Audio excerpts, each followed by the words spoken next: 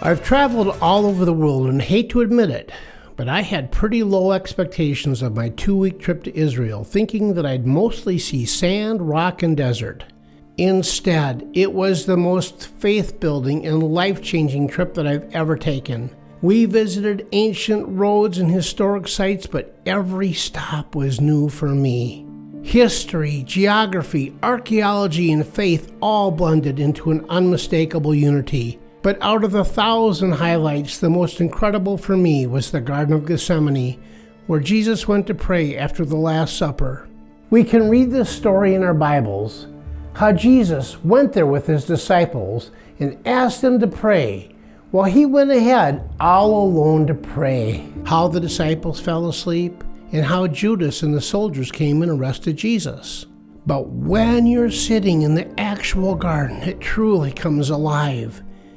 Because until you're actually sitting there, you would never know that Gethsemane is only a 10-minute walk from Jerusalem.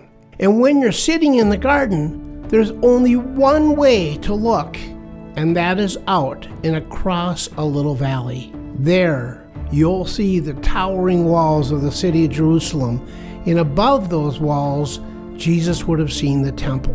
Now imagine being Jesus all alone in the dark, praying while seeing the giant city gates open, praying while watching as Roman soldiers march out of these gates with their lanterns and torches, praying while the disciples slept, praying while the sins and the weight of the whole world marched down the hill in military fashion and directly toward him, praying while knowing full well what would happen next.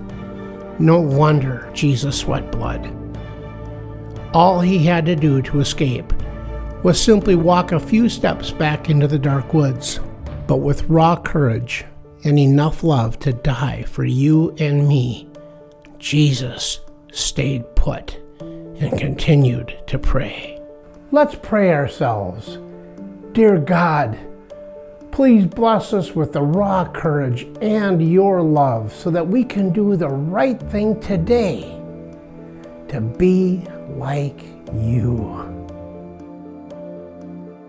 Want more inspiration? Visit getinspiredvideos.com. And thanks for watching.